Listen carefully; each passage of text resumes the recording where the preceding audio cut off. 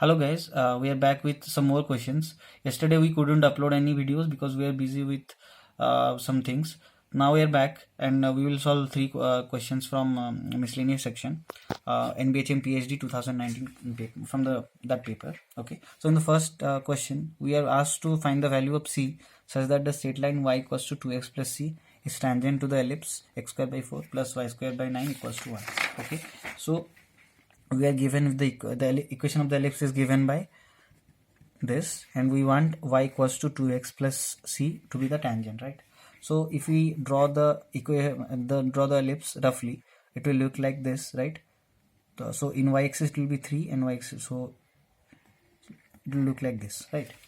And then we want y equal to 2x. The slope has to be tangent of the slope has to be the slope of the tangent has to be equal to 2, so it will be more or like this, and another straight line will be there, this. Okay, so we are asked to find the value of c.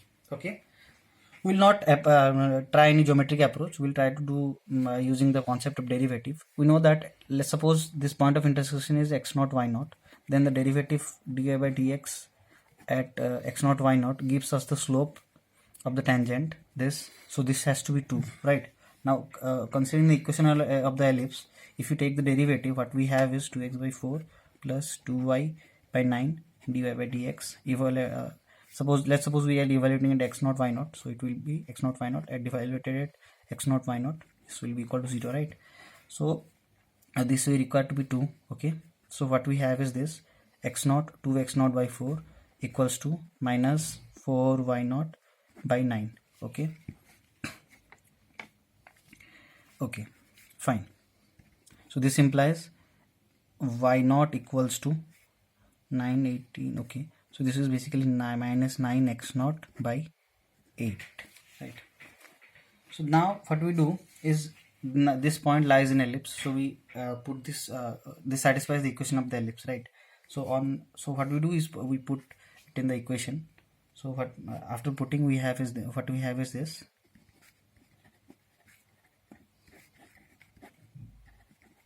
Now on solving this we get 64 equals to 1. We can solve similarly, and to get x naught value of x naught to be by, now since y naught is minus 9 x naught by 8, we will have y naught equals to minus plus 9 by 5, right? Now again, this x naught y naught, which are these 2 points basically, so this satisfies the equation of the straight line, right? So on putting once the value of x to be 8 by 5 and y naught to be minus 9 by 5, what we have is c equals to, so minus 9 by 5 minus 2 times 8 by 5, which is equal to minus 9 minus 2 times 8, which is equal to minus 25 by 5. That means c is minus 5. And then for x naught to be minus 8 by 5 and y naught to be 9 by 5, we similarly get c equal to 5. So the answer for the first question is plus minus 5. So we write down here plus minus 5.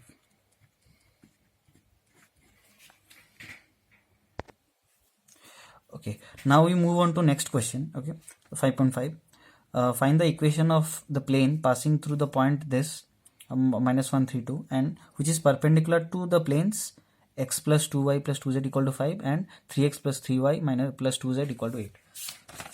Let's write down the equation of the planes first. Let's suppose p1 is x plus 2y plus 2z equal to 5.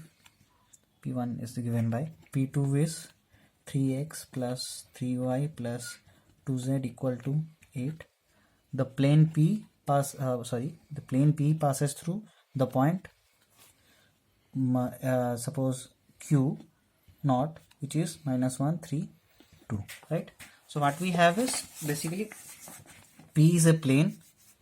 It's a plane which is P is perpendicular to P1, P is perpendicular to P2, right? So what we have is, if we consider the a normal to P1, okay, so what will happen, then P will be parallel to the normal of P1, right? Similarly, P will be parallel to normal of P2.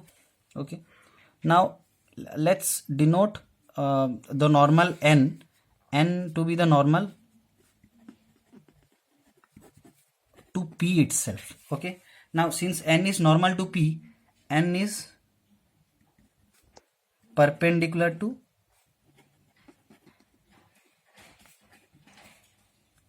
normal of p1 and normal of p2. Let's call them n1 and n2. Okay, that means n is perpendicular to n1 and n2, right? So now that means we have now we since normals are, we can think them as as vectors. So what we have, a vector is perpendicular to two other vectors, right? So now if you consider them as vectors, so n1 can be seen as the coefficients of can be extracted from the equation of the p1 itself, since p1 is normal. So the n1 will be given by 1 to 2, the direction ratio of, so let me write it down, direction ratio of n1 will be 1 to 2. Then similarly direction ratio of n2 will be what, 3 3 2. Now the direction ratio for n will be given by the cross product of these two as taken as vectors, right? So what will be when these will be taken as vectors, the cross product, it will become as this, 1 2 2 3 3 2, right? Now if one computes it properly, one will get is basically minus 2i plus 4j minus 3k. Okay, so a direction ratio of n will be what, minus 2 4 minus 3. Okay, now what we have for the particular plane p, the equation of which we need. Okay, so what we have is n, which is normal to p, has direction ratio of what, minus 2 4 and 3, and p passes through minus 1 3 2, right? So the equation of the plane will be given by what, so let's so it will be a times x minus x naught plus y b times y minus y naught. This follows from standard 3D geometry fact, so I'm not going to explain how it comes.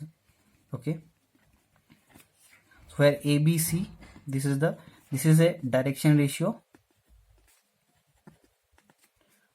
of normal to p, and x naught y naught z naught, this belongs to p, just a point in p.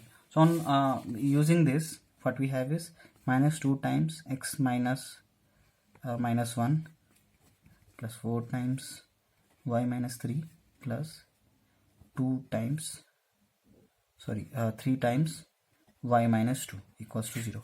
Now once we solve this, we will basically get 2x minus 4y uh, 2x minus 4y plus 3z plus 8 equals to 0. Okay, oh sorry, this is z. Okay, so this will be the equation of the plane. So yeah, now okay, now we move on to our next question, and our question is as follows. A triangle has a perimeter of length 16 units and a fixed base of length 6 units. What is the maximum value of the area of the triangle? Okay, so for this we will use the famous Heron formula, which is given by this. Let's suppose we have a triangle ABC with length A, B and C, and S is a half perimeter, so A plus B plus C by 2. The Heron formula gives is S into S minus A into S minus B into S minus C whole root. Now if you want the value of the area of the triangle to be maximum, it is if and only if we have delta square maximum, right? Since root x on set of positive integers is an increasing function, so not positive integer, positive real numbers is an increasing function, x minus c. Okay, So what we given, s to be 16, and let's suppose we are given a to be 6. So s is 16, a to be 6. Okay, not a, sorry, 2s given to be 16. Okay, so s is basically 8, then a is 6. Okay, fine. So let's compute this. 8 times 8 minus 6. Okay, 8 minus b times 8 minus, so what we have is a plus b plus c is equals to 16. So we have b plus c equals to 10, c equals to 10 minus b. Okay, 8 times 2, 8 minus b times b minus 2, right? Now delta square is maximum. The maximum of delta square is when this particular expression has maximum value, right? Now we know that this is a quadratic equation. Okay, now just so the maximum of okay, let's just expand it out.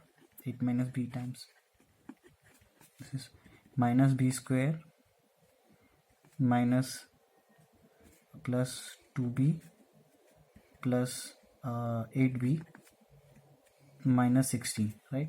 So minus b square plus 10b minus 16.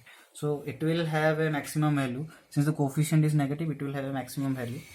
It will look like the equation of it, the graph of it will be look like this. So it will take a maximum value.